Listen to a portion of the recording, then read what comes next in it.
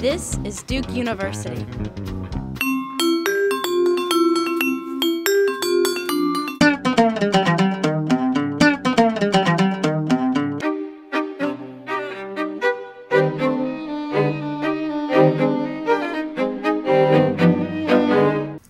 My name is Claire Lauterbach, and I'm going to read a poem by a man named Abdullah Thani Faris al-Nazi, a Saudi in prison since 2002, a man his counsel calls the gentle double amputee of Guantánamo.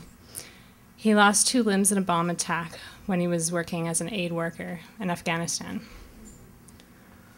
And the context of my choosing this poem, which is named To My Father, is because my father was a young Foreign Service officer on his first assignment in Tehran in the late 70s. And he came to work on the wrong day in 1979. I was taken hostage during the embassy takeover there. So he spent over a year in prison without a trial.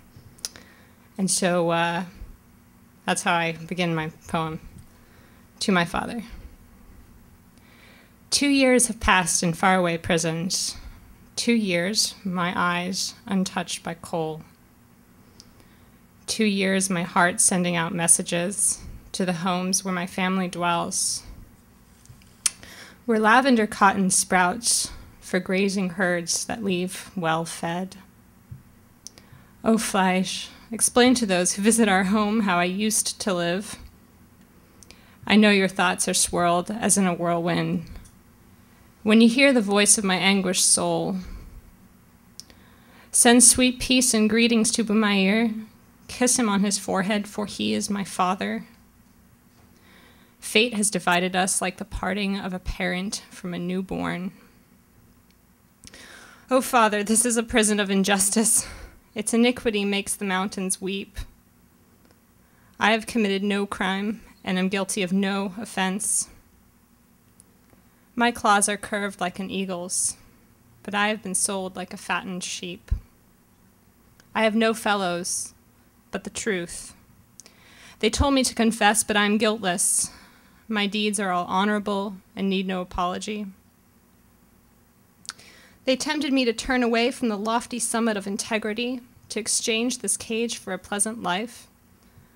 By God, if they were to bind my body in chains, if all Arabs were to sell their faith, I would not sell mine. I have composed these lines for the day when your children have grown old. O God, who governs creation with providence, who is one, singular, and self-subsisting, who brings comfort and happy tidings, whom we worship, grant serenity to a heart that beats with oppression, and release this prisoner from the tight bonds of confinement.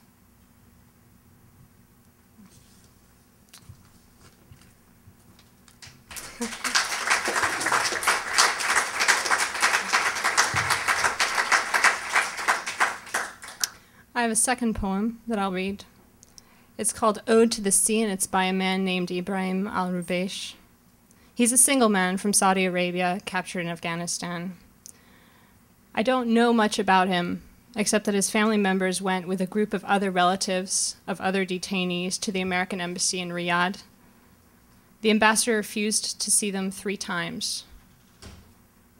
They said, there is no one at the American embassy that can answer any of our questions. It is total darkness. Ode to the Sea. O sea, give me news of my loved ones. Were it not for the chains of the faithless, I would have dived into you and reached my beloved family or perished in your arms. Your beaches are sadness, captivity, pain, and injustice. Your bitterness eats away at my patience. Your calm is like death, your sweeping waves are strange. The silence that rises up from you holds treachery in its fold. Your stillness will kill the captain if it persists, and the navigator will drown in your waves. You carry graves, gentle, deaf, mute, ignorant, angry. If the wind enrages you, your injustice is obvious. If the wind silences you, there's just the ebb and flow. O sea, do our chains offend you? It is only under compulsion that we daily come and go. Do you know our sins?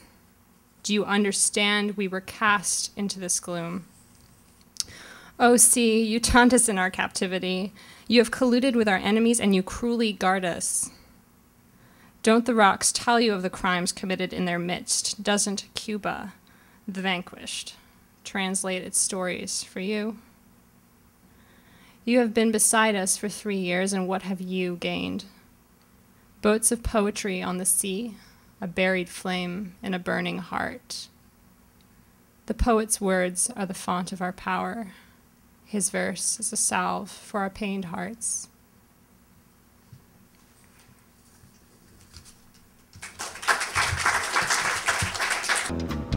Produced by Duke University. Online at duke.edu.